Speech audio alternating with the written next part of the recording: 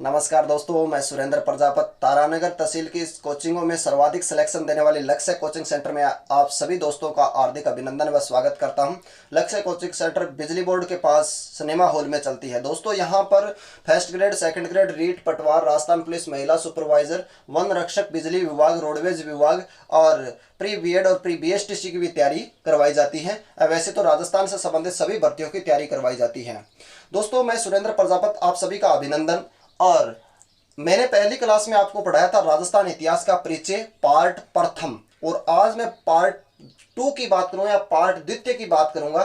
द्वितीय के बारे में अपन कुछ समझेंगे। तो दोस्तों यहां पर अपन पढ़ रहे हैं राजस्थान इतिहास, राजस्थान इतिहास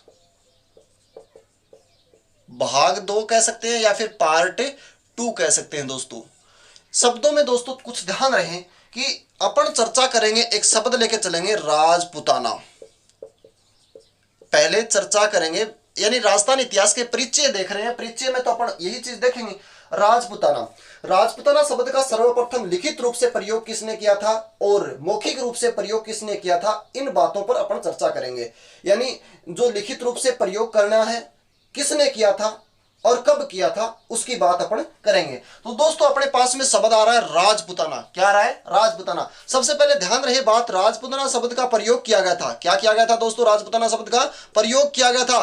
कब? सर्वप्रथम प्रयोग किया गया था। सर्वप्रथम कहेंगे किसके द्वारा किया गया था? तो कहेंगे दोस्तों जॉर्ज थॉमस के द्वारा किया गया था। किसके द्वारा किया गया था? जॉर्ज थॉमस के द्वारा किया गया था। दोस्तों ध्यान रहे जॉर्ज थॉमस के द्वारा इसका प्रयोग किया गया था। और कब किया गया था दोस्तों? कहेंगे 1800 ईस्वी में किया गया था। कब किया गया था दोस्तों? 1800 ईस्वी में किया गया था। और अपने को पूछ ले जॉर्ज थॉमस कहां के थे, तो कहेंगे आयरलैंड के निवासी थे। कहां के निवासी थे? आयरलैंड निवासी थे। कहां के निवासी थे दोस्तों? कहेंगे जॉर्ज थॉमस कहां के निवासी थे? आयरलैंड के निवासी थे। और कहेंगे यहां भारत में कहां पर रहते थे? कहेंगे ग्वालियर का एक शासक था। कहां का शासक था? ग्वालियर का एक शासक था, उसका नाम था दौलत राम। क्या नाम था? दौलत राम। दौलत राम सिंधिया के दरबार में, दौलत राम सिंधिया के दरबार में रहा करते थे। एक अंग्रेजी कमांडर के रूप में काम किया करते थे। दोस्तों कहते हैं कि ये राजस्थान की यदि बात की जाए तो राजस्थान में सर्वप्रथम आए थे शेखावाटी में। कहां आए थे? सर्वप्रथम शेखावाटी में आए थे। शेखावाटी सर्वप्रथम, यानी कहां? राजस्थान में सर्वप्रथम यदि बात की जाए तो कहां पर आए थे जॉर्ज थॉमस? सर्वप्रथम शेखावाटी में आए थे। और यदि और बात की जाए, इनकी मृत्यु की बात की जाए तो कहते हैं इनकी मृत्यु हुई थी दोस्तों बीकानेर में हुई थी। कहां हुई थी? बीकानेर में। बीकानेर का एक क्षेत्र का भी दोस्तों कुछ जगह नाम मिलता है, बहरानपुर, बहरानपुर, बहरानपुर, बहरानपुर क्षेत्र बीकानेर के अंदर इनकी क्या हुई थी? मृत्यु हुई थी। ऐसी जानकारी हमें जॉर्ज थॉमस के बारे में मिलती है। दोस्तों जो राजपूताना शब्द है इसको अपन विभागों में अलग अलग बांटेंगे। कैसे बांटेंगे वो चीज को देखते हैं। यानी सबसे पहले जो प्रयोग करते हैं वो है राजपूताना शब्द, यानी यहां से लेके चलते हैं। इसको मैं बांट दिया 2 भागों में। कितने भागों में बांट दिया? 2 भागों में। एक तो बांट दिया दोस्तों लिखित रूप से। कौन से रूप से? लिखित रूप से। तो ध्यान रहे एक तो बांट दिया लिखित रूप से और एक बांट दिया दोस्तों मौखिक रूप से। कौन से रूप से? मौखिक रूप से। तो आपको ध्यान रहे मौखिक रूप और लिखित रूप दोनों अलग अलग हैं दोस्तों। मौखिक का मतलब होता है किसी को बोल के कहना, लिखित का मतलब होता है लिख कर देना। तो दोस्तों ध्यान रहे आपको सबसे पहले बात करते हैं लिखित रूप से। लिखित रूप से कब से सबसे पहले नाम किसने दिया था? 1805 ईस्वी में। और किसने दिया था? विलियम फ्रैंकलिन ने दिया था। किसने दिया था? William Franklin. विलियम फ्रैंकलिन ने लिखित रूप से राजपूताना शब्द का नाम का उल्लेख दिया था। और दोस्तों इसी के अंदर इसने लिखी थी एक पुस्तक। क्या लिखी थी? एक पुस्तक लिखी थी। पुस्तक की यदि चर्चा करें दोस्तों, इस पुस्तक की चर्चा करें तो military memories of mister George Thomas, यानी क्या पुस्तक है? लिखेंगे मिलिट्री दोस्तों, लिखेंगे मिलिट्री मेमोरियस ऑफ मिस्टर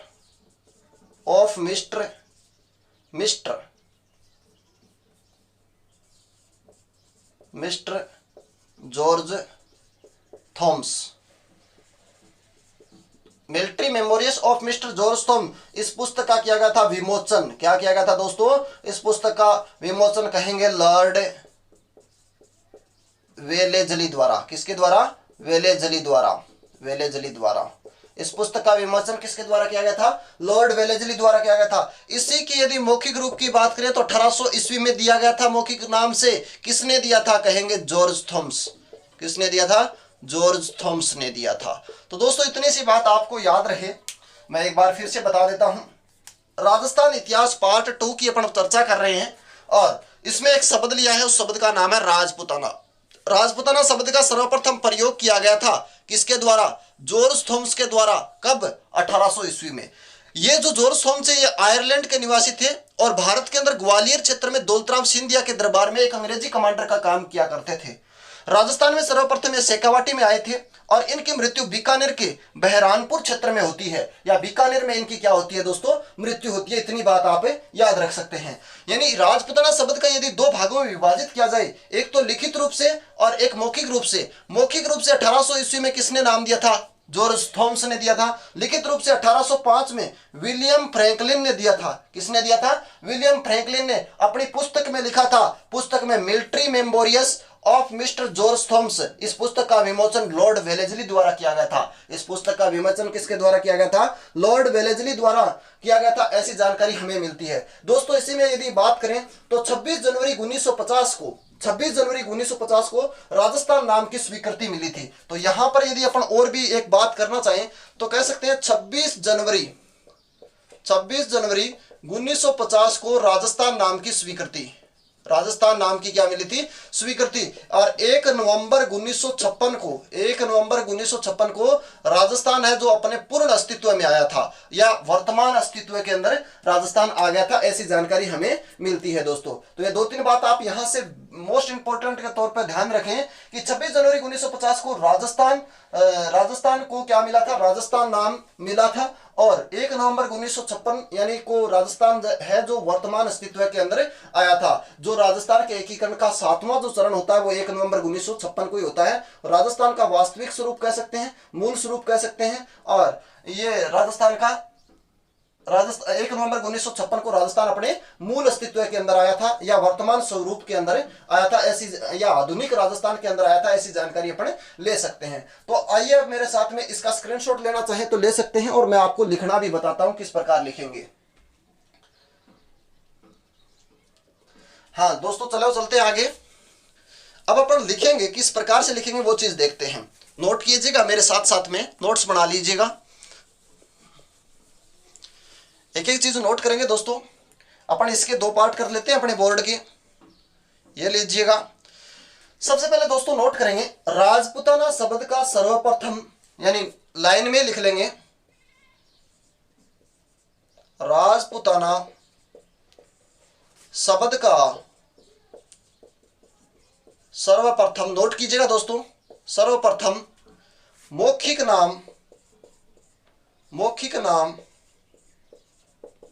नाम 1800 ईस्वी में जॉर्ज थॉमस ने दिया। जॉर्ज थॉमस ने दिया। और दूसरी बात अपन कहेंगे, तथा एक बात इसी में लिख देते हैं दोस्तों, थोड़ा बड़ा कर देते हैं कि जॉर्ज थॉमस ने दिया। जॉर्ज थॉमस आयरलैंड निवासी थे। जॉर्ज थॉमस आयरलैंड निवासी थे। ठीक है, जॉर्ज थॉमस कहां के निवासी थे? आयरलैंड निवासी थे। ये भारत में ग्वालियर शासक दौलतराम सिंधिया के अंग्रेजी कमांडर थे। अंग्रेजी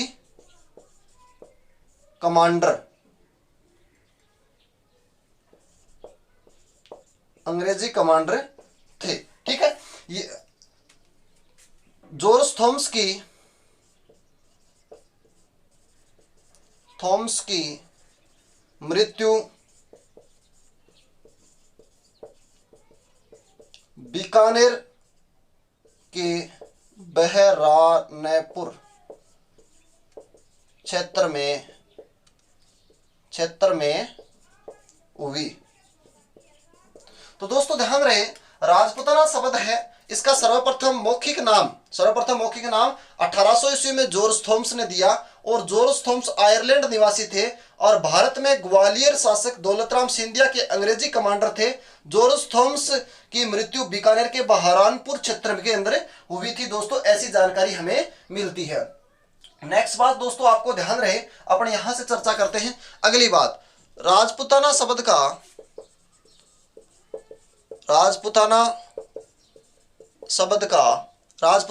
का लिखित रूप से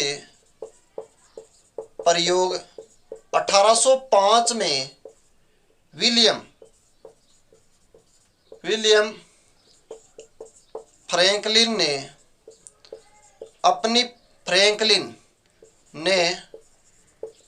अपनी पुस्तक या अपना ग्रंथ, अपनी पुस्तक military memories of mister George Thoms, अपनी पुस्तक मिलिट्री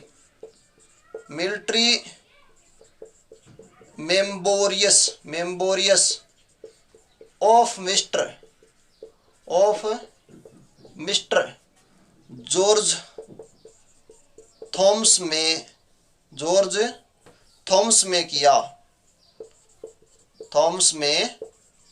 किया तथा इस पुस्तक का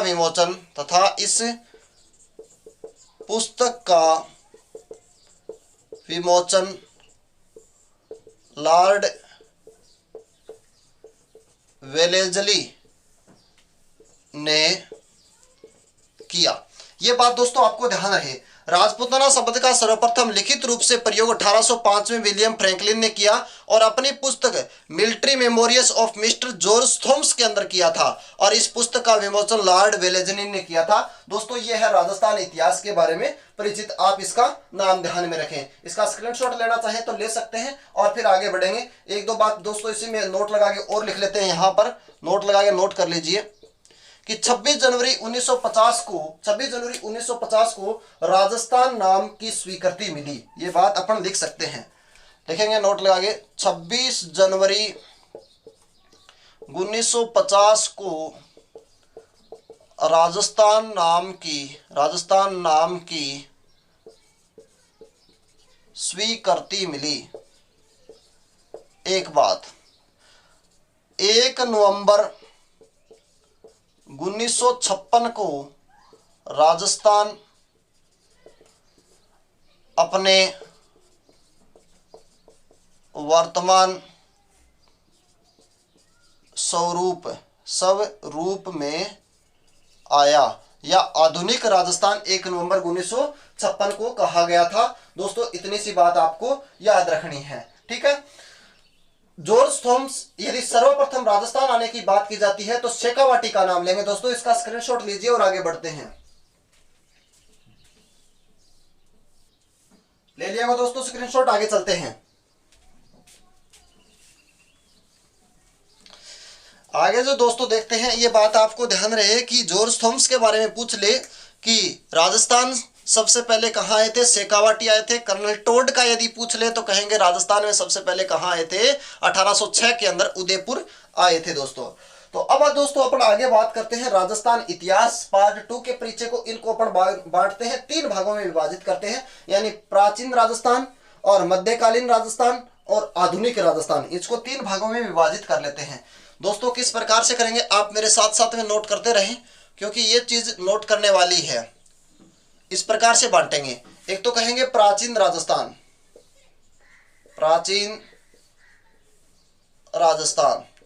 एक कहेंगे मध्यकालीन राजस्थान,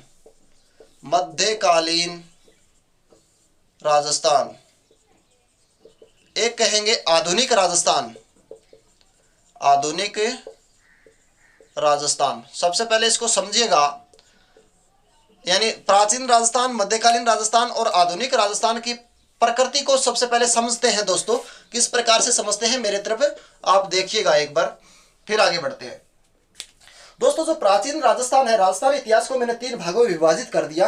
पहले भी बांटा था कई बार, लेकिन अब मैंने 3 भागों में विभाजित किया। प्राचीन राजस्थान, प्राचीन राजस्थान के अंदर अपन ये कह सकते हैं कि पुरातात्विक स्थल, जिसे अपन सभ्यता कहते हैं, पुरातात्विक स्थल भी किस में आते हैं? प्राचीन राजस्थान में आते हैं। और इसी में अपन बात करते हैं दोस्तों शिलालेख यानी अभिलेख, शिलालेख यानी अभिलेख, जिसके अध्ययन को अपन क्या कहते हैं? एपिग्राफी कहा जाता है। या फिर इससे अलग जो पाठ्य शब्द होता है प्रशस्ति, जो शिलालेखों से अलग होती है, जिसे अपन कागज पर भी लिख सकते हैं। शिलालेख या अभिलेख या प्रशस्ति भी किस में आती है? प्राचीन राजस्थान के अंदर आती है। और सिक्के, राजस्थान में जो सिक्के हैं या भारत में जो सिक्के हैं, जो जहां से सिक्कों से हमें मिलती है, सिक्कों के अध्ययन को क्या कहते हैं? न्यूमिस्मेटिक्स कहा जाता है, जिसे मुद्रा शास्त्र कहा जाता है। सिक्कों से हमें क्या मिलती है? जानकारी मिलती है। क्या क्या जानकारी मिलती है? किसी राज्य का धर्म, किसी राज्य की सीमा, किसी राज्य की सांस्कृतिक स्थिति, आर्थिक स्थिति, इस प्रकार से हमें क्या मिलती है? सिक्कों से जानकारी मिलती है। वो भी किस में आते हैं? प्राचीन राजस्थान में। कि प्राचीन समय के जो जनपद हुए थे वो भी किस में आते हैं? प्राचीन राजस्थान के अंदर आते हैं। दोस्तों पहले इसी की बात करते हैं थोड़ी सी, यानी उसके आगे देखते हैं। यानी सबसे पहले प्राचीन राजस्थान के अंदर अभिवादन करते हैं तो कहेंगे पुरातात्विक स्थल। पुरातात्विक स्थल, पुरातात्विक स्थल को क्या कहा जाता है दोस्तों? सभ्यता कहा जाता है। दूसरा क्या कहेंगे? पुरातात्विक स्थल के बाद में कहेंगे शिलालेख। क्या कहेंगे? शिलालेख। और क्या कहेंगे दोस्तों? सिक्के। क्या कहेंगे? सिक्के। और क्या कहेंगे दोस्तों? जनपद। क्या कहेंगे? जनपद। ये किस में आते हैं? सारे के सारे प्राचीन राजस्थान के अंदर आते हैं दोस्तों। अब जो अपने पास में आता है मध्यकालीन राजस्थान, क्या आता है? मध्यकालीन राजस्थान की यदि अपन बात करते हैं दोस्तों, तो अब देखेंगे मध्यकालीन राजस्थान क्या है।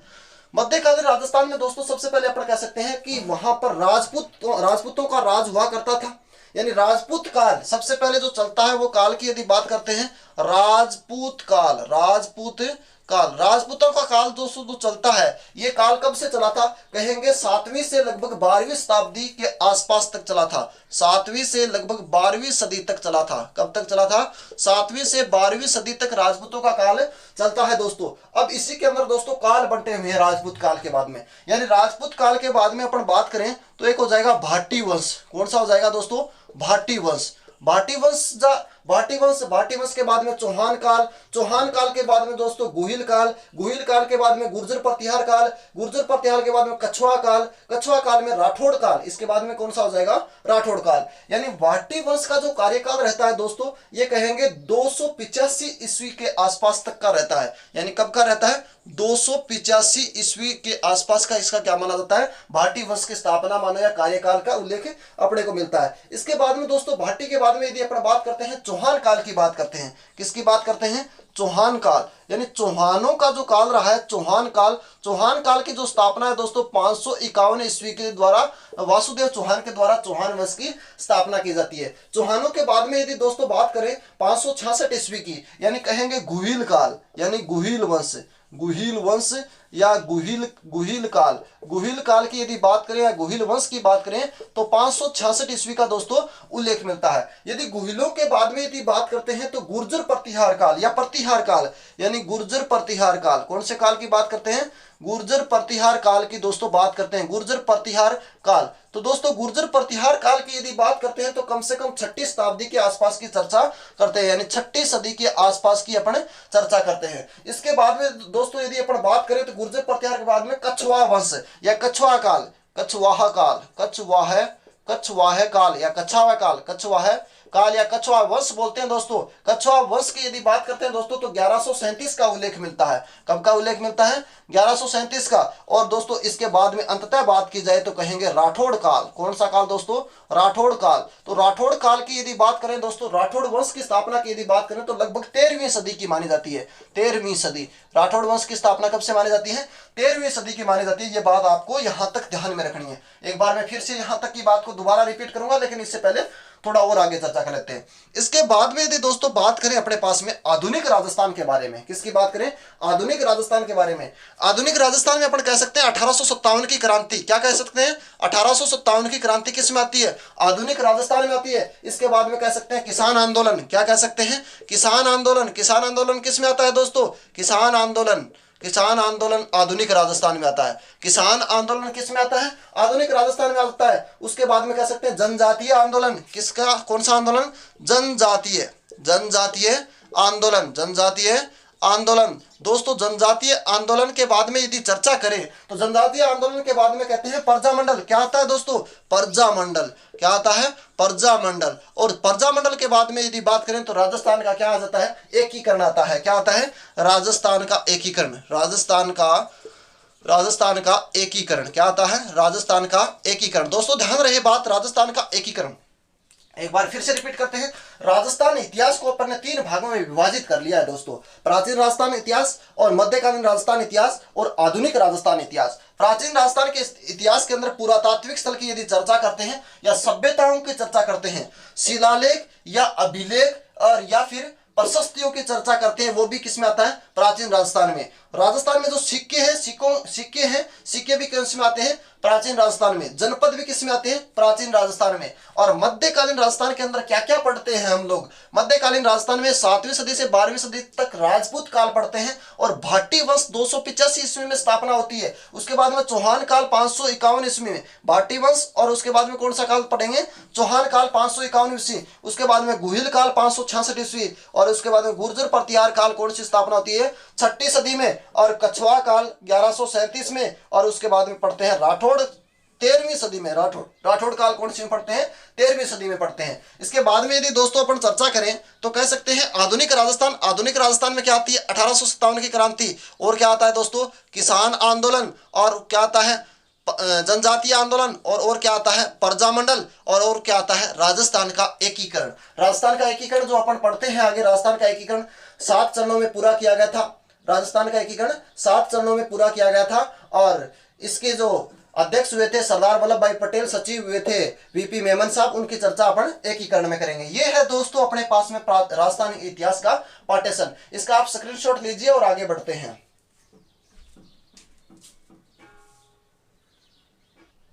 ले लिया वो दोस्तों स्क्रीनशॉट, आगे चलते हैं। आगे ध्यान रहे अपन चर्चा करेंगे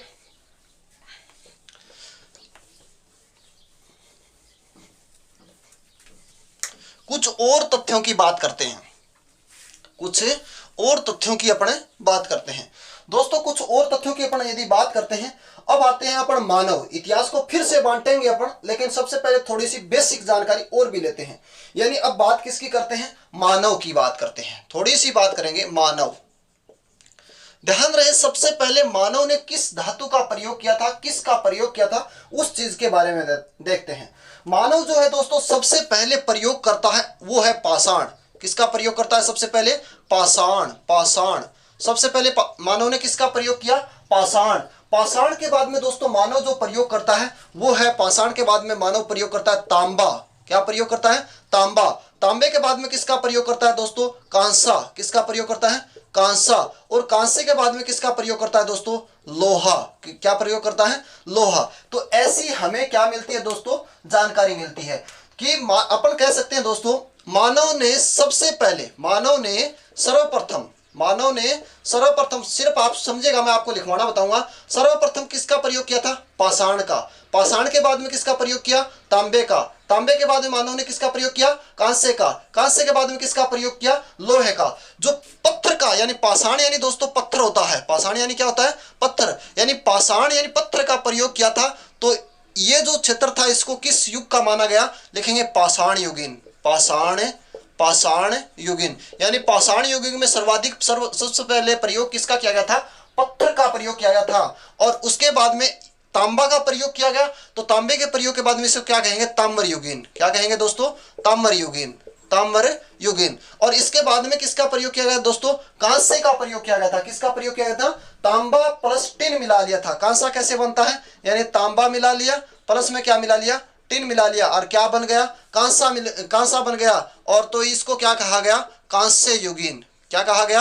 कांस्य युगीन काल। और फिर किसका प्रयोग किया? कांसे के बाद में लोहे का प्रयोग किया गया। तो इसे क्या कहा गया? लोहे युगीन। क्या कहा गया? लोहे युगीन। तो दोस्तों जो मानव का जो प्रयोग है वो सबसे पहले जो प्रयोग किया जाता है उस पर यदि अपन चर्चा करें, मानव ने सबसे पहले पत्थर का प्रयोग किया था, पत्थर के बाद में तांबे का प्रयोग किया था, तांबे के बाद में कांसे का प्रयोग किया था, कांसे के बाद में लोहे का प्रयोग किया था। पत्थर का प्रयोग किया तो पाषाणकालीन, तांबे का प्रयोग किया तो ताम्र युगीन, और कांसे का प्रयोग किया तो कांस्य युगीन, और लोहे का प्रयोग किया तो क्या कहेंगे, लोहे युगीन कहा गया। तो दोस्तों अभी इसकी अपन लिखेंगे कैसे, शैली की यदि और बात करें तो इसके साथ में अपन शैली की बात कर लेते हैं, कैसे लिखेंगे वो चीज मैं आपको लिखना बता देता हूं।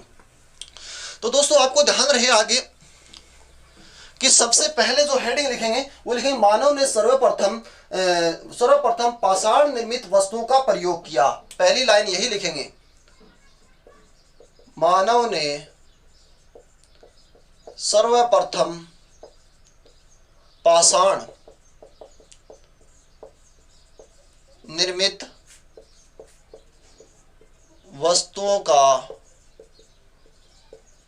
प्रयोग किया या उपयोग लिया। पाषाण निर्मित वस्तुओं का उपयोग में लिया। मानव ने सर्वप्रथम पाषाण निर्मित वस्तुओं को उपयोग में लिया, वस्तुओं को उपयोग लिया, ये बात लिख लो, उपयोग लिया। दूसरी बात लिखेंगे, दूसरी बात में लिखेंगे पाषाण के बाद मानव ने तांबा या तांबा धातु का प्रयोग या उपयोग में लिया। पाषाण के बाद मानव ने तांबे से निर्मित वस्तुओं का उपयोग किया। तीसरी बात क्या लिखेंगे, तांबे के बाद मानव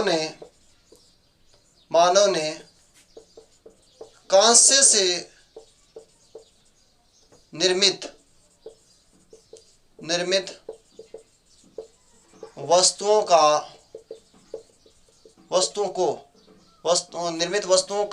उपयोग लिया, वस्तुओं को उपयोग लिया और वस्तुओं को उपयोग लिया। तीसरी बात लिखेंगे कांसे के बाद मानव ने लोहे से निर्मित वस्तुओं को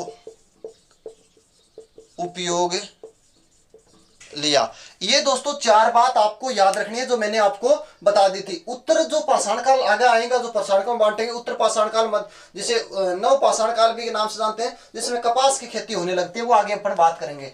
तो आपको सिर्फ यहां तक इतनी बात करते हैं कि मानव ने सर्वप्रथम पाषाण निर्मित वस्तु का प्रयोग किया। पाषाण के बाद किसका प्रयोग किया, तांबे का प्रयोग किया। तांबे के बाद किसका प्रयोग किया, कांसे का प्रयोग किया। कांसे के बाद किसका प्रयोग किया, लोहे का प्रयोग किया। इस बात का स्क्रीनशॉट लीजिए और आगे बढ़ते हैं दोस्तों।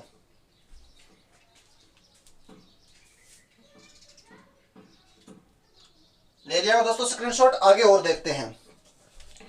आगे दोस्तों इसके बाद में आप ध्यान रखें अगला क्या होता है, उस चीज को देखते हैं। ध्यान रहे दोस्तों, अभी अपन इतिहास को 3 भागों में दोबारा बांटेंगे, या अभी इतिहास को फिर से कितने भागों में बांटेंगे, 3 भागों में बांटेंगे। सबसे पहले आप समझिएगा, एक एक करके पढ़ेंगे। 3 भागों में इतिहास को बांट दिया। पहला अपन कहेंगे प्राग्ञ ऐतिहासिक काल। कौन सा काल हो जाएगा, प्राग्ञ ऐतिहासिक काल। प्राग्ञ ऐतिहासिक काल, प्राग्ञ ऐतिहासिक काल, प्राग्ञ ऐतिहासिक काल, ऐसे लिख दिया क्या, प्रागैतिहासिक काल, प्रागैतिहासिक काल। दूसरा हो जाएगा दोस्तों आद्य ऐतिहासिक काल। प्रागैतिहासिक काल, आद्य ऐतिहासिक काल और ऐतिहासिक काल। प्रागैतिहासिक काल, आद्य ऐतिहासिक काल, आद्य ऐतिहासिक काल। और अगला हो जाएगा दोस्तों ऐतिहासिक काल। ऐतिहासिक काल। तो दोस्तों ध्यान रहे आपको कि इतिहास जो है, यानी क्या पढ़ रहे हैं, इतिहास पढ़ रहे हैं। इतिहास जो है, इतिहास को पहला जो भाग बांट दिया अपन ने, प्रागैतिहासिक काल, दूसरा आद्य ऐतिहासिक काल और तीसरा प्रागैतिहासिक काल। पहले इनको समझते हैं क्या था ये। सबसे पहले समझते हैं प्राग ऐतिहासिक काल, उसके बाद में देखेंगे आगे आद्य ऐतिहासिक काल, उसके बाद में देखेंगे ऐतिहासिक काल। दोस्तों प्राग ऐतिहासिक काल में अपन ये कह सकते हैं कि सभ्यता व संस्कृति का वह युग, सभ्यता व संस्कृति का वह युग जिसमें मानव की उत्पत्ति मानी जाती है, सभ्यता व संस्कृति का वह युग जिसमें मानव की उत्पत्ति मानी जाती है, और इसमें कोई भी प्रकार से लिखित प्रमाण नहीं मिलता, इसमें कोई भी प्रकार से लिखित प्रमाण नहीं मिलता। और इसका जो यानी प्राग ऐतिहासिक शब्द का सर्वप्रथम यदि प्रयोग की बात करें तो कहेंगे 1851 के अंदर, 1851 के अंदर डेनियल विल्सन ने इसका प्रयोग किया था। सन 1851 के अंदर प्राग ऐतिहासिक शब्द का सर्वप्रथम प्रयोग डेनियल विल्सन ने अपनी पुस्तक में किया था, the archaeology and prehistoric and of Scotland, यानी the archaeologic and prehistoric annals of Scotland, annals of Scotland. थोड़ा सा नाम अटपटा है दोस्तों, लिखेंगे तब आ जाएगा। The archaeology and prehistoric annals of Scotland, ठीक है। अब इसके बाद में दोस्तों अपन ये कह सकते हैं प्राग ऐतिहासिक काल में, इस काल में मानो जो पशु पालना है, आग जलाना है, संयुक्त रहना, इस प्रकार की प्रक्रिया सीख चुका था। अपन इसी के समय की यदि बात करते हैं तो विश्व में सर्वप्रथम जो पहिए का आविष्कार है वो इसी समय में, इसी काल में हो चुका था। यानी प्राग ऐतिहासिक काल के अंदर ही कौन सा प्राग ऐतिहासिक काल के अंदर ही अपन कह सकते हैं विश्व में सर्वप्रथम पहिए का आविष्कार हो चुका था। और इसी काल को 3 भागों में विभाजित किया गया था दोस्तों। एक तो कहते हैं पाषाण काल, दूसरा कहते हैं मध्य पाषाण काल, और तीसरा कहते हैं अपन उत्तर पाषाण काल कह सकते हैं, या फिर नव पाषाण काल के नाम से इसे जान सकते हैं। यानी मध्य पाषाण काल और मध्य पाषाण काल और उत्तर पाषाण काल। उत्तर जो पाषाण काल है इसे अपन क्या कहते हैं, नव पाषाण काल के नाम से भी जानते हैं। तो सबसे पहले इसी की चर्चा कर लेते हैं। यानी सभ्यता व संस्कृति का वह युग जिसमें मानव की उत्पत्ति मानी जाती है, इसमें यह लिखेंगे सभ्यता व संस्कृति का वह युग जिसमें मानव की उत्पत्ति मानी जाती है। सभ्यता व संस्कृति का वह युग जिसमें मानव की उत्पत्ति मानी जाती है और इसमें कोई भी लिखित साक्ष्य नहीं मिलता, इसका कोई भी लिखित साक्ष्य नहीं मिलता। दूसरी बात, प्रागैतिहासिक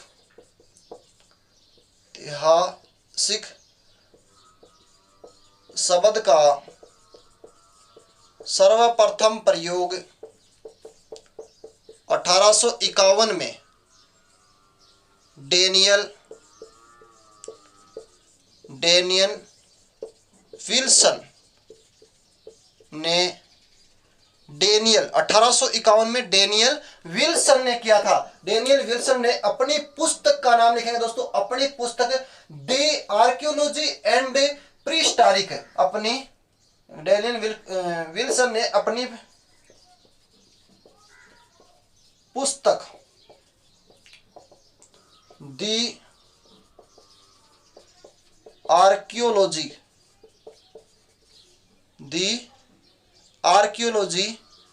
and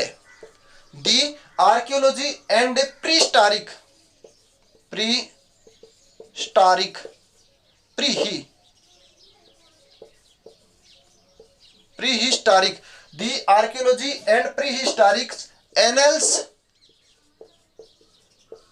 annuls of Scotland, annals of Scotland. तो दोस्तों ध्यान रहे आपको, मैं किया इतनी सी बात इसमें आपको याद रखनी है। यानी the archaeology and prehistoric annals of Scotland के अंदर क्या किया था, इस पुस्तक के अंदर प्राग ऐतिहासिक नाम का उल्लेख मिलता है। तो दोस्तों एक बार फिर से देख लेते हैं। अपन कह सकते हैं सभ्यता व संस्कृति का वह युग जिसमें मानव की उत्पत्ति मानी जाती है, इसमें कोई भी लिखित साक्ष्य नहीं मिलता। और प्राग ऐतिहासिक शब्द का सर्वप्रथम प्रयोग 1851 के अंदर डेनियल विल्सन ने किया था। और डेनियल विल्सन ने अपनी पुस्तक में लिखा था the archaeology and prehistoric annals of Scotland, the archaeology and prehistoric annals of Scotland. दोस्तों 2-3 बार बोलोगे तभी ये नाम याद होगा, थोड़ा सा अटपटा है बोलने में, जीभ गुआंटो लागे को नहीं, थोड़ा सा कठिन लगेगा आपको कि the archaeology and prehistoric annals of Scotland, the archaeology and prehistoric annals of Scotland. 1-2 बार बोलोगे तो याद हो जाएगा। अब 2-3 बात आपको बोल के बता देता हूं कि इसी समय मानव ने पशुपालन और संयुक्त रहना, आग जलाना भी सीख लिया था। प्राग ऐतिहासिक काल के 3 खंड जो बंटे हुए हैं, उन खंडों में यदि अपन बात करते हैं तो इसी प्राग ऐतिहासिक काल के अंदर मानव ने विश्व में सर्वप्रथम जो पहिए का आविष्कार था वो भी कर लिया था। विश्व में सर्वप्रथम पहिए का आविष्कार इसी काल में हुआ। तो इसमें ये बात अपन लिख सकते हैं, विश्व में सर्वप्रथम पहिए का आविष्कार इसी काल में हुआ था। प्राग ऐतिहासिक काल को दोस्तों 3 खंडों में विभाजित किया गया। इस काल को 3 खंडों में बांटा। अब 3 खंड कौन सा दोस्तों? एक तो कहेंगे पाषाण काल, मध्य पाषाण काल, उत्तर पाषाण काल। एक तो है पाषाण काल, दूसरा मध्य पाषाण काल, तीसरा है उत्तर पाषाण काल। ये 3 खंड है। सबसे पहले दोस्तों पाषाण काल की यदि बात करते हैं, 5 से 10 लाख ईसा पूर्व का माना जाता है, यानी 5 से 10 लाख ईसा पूर्व इस काल की बात मिलती है। दूसरे की यदि दोस्तों मध्य पाषाण काल की बात करें तो 10 से 6000 ईसा पूर्व माना जाता है। 10 से 6000 ईसा पूर्व माना जाता है। यदि तीसरे उत्तर पाषाण काल की बात करें तो 7000 ईसा पूर्व का माना जाता है। 7000 ईसा पूर्व के बाद का समय। ये दोस्तों आपको बात ध्यान में रहे। सबसे पहली बात, विश्व में सर्वप्रथम पहिए का आविष्कार जो था इसी काल में हुआ था और इसी काल को 3 खंडों में विभाजित कर दिया। पाषाण काल, मध्य पाषाण काल, उत्तर पाषाण काल। 5 से 10 लाख ईसा पूर्व और मध्य पाषाण काल 10 से 6000 ईसा पूर्व, उत्तर पाषाण काल 7000 से ईसा पूर्व का माना है। दोस्तों कुछ किताबों के अंदर अलग अलग लिखा हुआ है, उसको आप ज्यादा कंफ्यूज मत होइए, क्योंकि कई किताबों में कुछ ही लिखा हुआ है, कई किताबों में कुछ ही लिखा हुआ है, यानी लगभग सारांश के तौर पर इनको यहाँ पर निकाला गया है। इस चीज को आप थोड़ा सा ध्यान में रख लीजिए। यदि फिर भी कुछ डाउट आपको मिलता है तो कमेंट बॉक्स में लिख के बता दीजिएगा। अब दोस्तों अगली की बात करते हैं, इसका स्क्रीनशॉट लीजिए आप।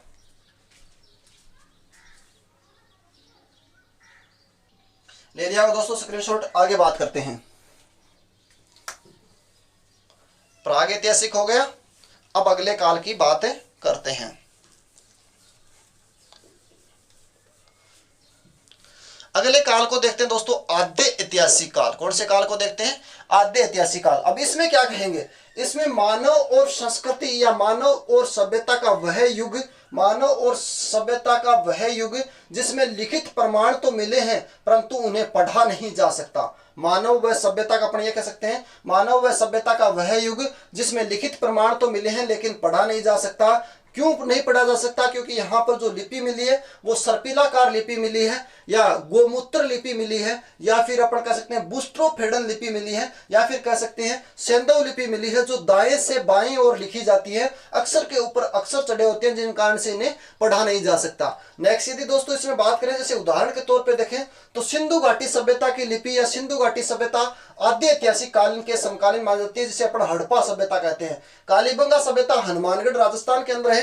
जो वो भी आद्य ऐतिहासिक काल की सभ्यता मानी जाती है। उसमें भी सिंधु लिपि में लिखा एक बर्तन मिला था जिस पर लिपि जो है तो दाएं से बाएं लिखी हुई मिलती है। दोस्तों नेक्स्ट अपन मेसोपोटामिया की सभ्यता, यानी मेसोपोटामिया की सभ्यता, इराक और ईरान के मध्य जो सभ्यता है मेसोपोटामिया की, उस सभ्यता भी आद्य ऐतिहासिक कालीन सभ्यता मानी जाती है। चीन की जो सभ्यता है दोस्तों, जो होंगो नदी के किनारे विकसित हुई है, उसे भी किस सभ्यता के समकालीन माना जाता है? आद्य ऐतिहासिक कालीन सभ्यता माना जाता है दोस्तों। तो आइए अपन बात करते हैं आद्य ऐतिहासिक कालीन सभ्यता। इसमें लिखेंगे मानव व सभ्यता का वह युग जिसमें लिखित साक्ष्य तो मिलते हैं परंतु इन्हें पढ़ा नहीं जा सकता। यहां से लिखना स्टार्ट करेंगे। मानव व सभ्यता का वह युग, मानव व सभ्यता का वह युग जिसमें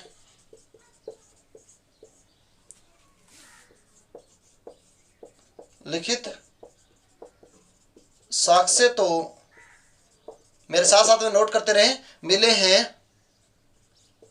परंतु उन्हें पढ़ा नहीं जा सकता, उन्हें पढ़ा नहीं जा सकता। नोट कर लीजिएगा दोस्तों। दूसरी बात आपको ध्यान रहे, इसमें अपन दूसरी बात क्या लिखेंगे? यहां की लिपि, यहां की लिपि में क्या कहेंगे? या तो कहेंगे यहां की लिपि सर्पिलाकार, या कहेंगे गोमूत्र लिपि, या कहेंगे दोस्तों बुस्त्रोफेडन लिपि, बुस्त्रोफेदन या फेडन लिपि की जानकारी मिली। इस प्रकार से दोस्तों लिपि लिखी हुई थी, तो ये इसको पढ़ने में थोड़ा सा, यानी यह लिपि दाएं से बाईं ओर लिखी गई है, यानी कह सकते हैं यह लिपि दाएं से बाईं ओर लिखी गई है। दोस्तों बात करें अब, जैसे में यानी एग्जाम्पल, यानी जैसे समझेंगे, जैसे इस आद्य ऐतिहासिक कालीन के समकालीन कौन सी सभ्यता है? तो कहेंगे सिंधु घाटी सभ्यता, सिंधु घाटी जिसे कहते हैं हड़प्पा, और इसे समकालीन कहेंगे कालीबंगा, हनुमानगढ़ राजस्थान।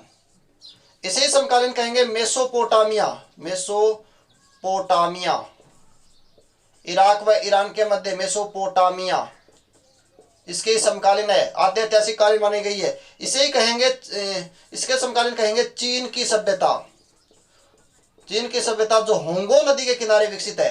कौन सी नदी किनारे? होंगो नदी किनारे विकसित है। वो भी कौन से काल की मानी जाती है? आद्य ऐतिहासिक कालीन सभ्यता मानी जाती है। तो आपको दोस्तों ध्यान रहे, मानव सभ्यता का वह युग जिसमें लिखित साक्ष्य तो मिले हैं परंतु उन्हें पढ़ा नहीं जा सकता। क्यों नहीं पढ़ा जा सकता? कि यह जो लिपि मिलती है सर्पिलाकार, गोमूत्र, बुस्त्रोफेडन लिपि मिलने की जानकारी मिलती है। यह लिपि दाएं से बाएं लिखी जाती है, इस कारण से पढ़ी नहीं जाती। आद्य ऐतिहासिक कालीन के समकालीन सभ्यता सिंधु घाटी सभ्यता, कालीबंगा सभ्यता, मेसोपोटामिया सभ्यता और चीन की सभ्यता को आद्य ऐतिहासिक कालीन सभ्यता माना जाता है। दोस्तों जो ऐतिहासिक कालीन सभ्यता है उस सभ्यता को अपन क्या कह सकते हैं? उसको कहेंगे यहां से मिलने वाले सभी लिखित, यहां से मिलने वाली सभी मानव व सभ्यता का वह युग, इसमें सभी लिखित साक्ष्य मिले हैं जिन्हें पढ़ा जा सकता है। यहां से मिले सभी साक्ष्यों को पढ़ा जा सकता है। यहां से लिखेंगे, इससे लिखेंगे दोस्तों, यहां से मिले सभी लिखित साक्ष्यों को पढ़ा जा सकता है। ये लो दोस्तों, ये बात आप इतनी सी इसमें याद रखिएगा। सबसे पहले प्रागैतिहासिक काल जो लिखित साक्ष्य नहीं मिले, आद्य ऐतिहासिक काल में लिखित साक्ष्य मिले लेकिन पढ़ा नहीं गया, और ऐतिहासिक काल में लिखित साक्ष्य मिले हैं जिन्हें आराम से पढ़ा जा सकता है। तो दोस्तों अब इसका स्क्रीनशॉट लीजिए और आगे बढ़ते हैं। चलते हैं दोस्तों आगे, कुछ बेसिक बात और भी करते हैं अपन थोड़ी सी। अगली जो चर्चा करेंगे, थोड़ी सी बेसिक जो बात बची है उनको करेंगे, लगभग अपना कंप्लीट हो चुका है दोस्तों। यानी अगली जो बात करेंगे दोस्तों, अपन कह सकते हैं स्वतंत्रता, जब आजादी यानी स्वतंत्रता, पहले समझिएगा, स्वतंत्रता प्राप्ति के बाद, स्वतंत्रता प्राप्ति के बाद के समय की यदि बात करें तो राजस्थानी भाषा में लिखा गया प्रथम उपन्यास, स्वतंत्रता प्राप्ति के बाद कौन सी भाषा में, राजस्थानी भाषा में क्या लिखा गया, उपन्यास। स्वतंत्रता प्राप्ति के तुरंत बाद या प्रथम, स्वतंत्रता प्राप्ति के बाद राजस्थानी भाषा में लिखा गया प्रथम उपन्यास की बात करें दोस्तों तो कहेंगे आब पेटिका। आब पेटिका क्या कहेंगे, आभ्य पटकी भी कह सकते हैं, आब पेटिका नाम मिलता है इसका, तो दोस्तों अपन कह सकते हैं आभ्य पट्टे, आभ्य पटकी, यानी इसको क्या कहते हैं दोस्तों, नाम भूल गया मैं, आभ्य पटकी, आभ्य पटकी, आभ पेटिका, आभ्य पटकी, ज्यादातर इसका नाम यही सही होता है दोस्तों, आभ्य पटकी। क्या नाम मिलता है, आभ्य पटकी। ये 1956 के अंदर लिखी गई थी। किसने लिखी थी, श्रीमल, अपन कह सकते हैं श्रीलाल नथमल जोशी के द्वारा लिखी गई। इन्होंने कुछ उपन्यास और भी लिखे हैं, जिसमें लिखे हैं धोरा री धोरा, एक बिंदनी दो ब्याह, ये अन्य उपन्यास भी इन्होंने लिखा है। एक बात दोस्तों और भी करें, श्री नथमल जोशी भी कह सकते हैं, नथमल जोशी ने ये लिखी थी 1956 के अंदर दोस्तों। अब दोस्तों अपन एक बात और भी करें तो कहेंगे स्वतंत्रता प्राप्ति के बाद नेक्स्ट यदि बात करेंगे, एक कुवलिया माला ग्रंथ जो चलता है, कुवलिया माला जो ग्रंथ है उसको जो लिखने वाला है दोस्तों उद्योतन सूरी। उद्योतन सूरी ने जो कुवलिया माला जो ग्रंथ लिखा है ये लगभग 8वीं सदी में लिखा है। कब लिखा है, 8वीं सदी के आसपास में जालोर रहते हुए इस ग्रंथ को लिखा है। इस ग्रंथ के अंदर 18 देसी भाषाओं की जानकारी मिलती है। इंपॉर्टेंट बात यही है, 18 देसी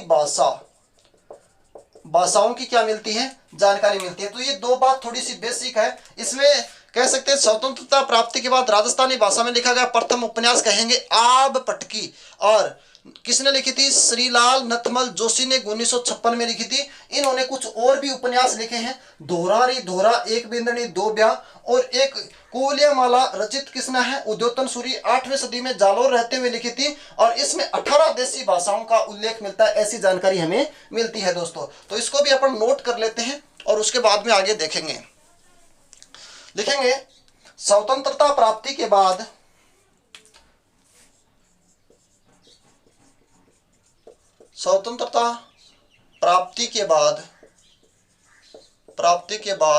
राजस्थानी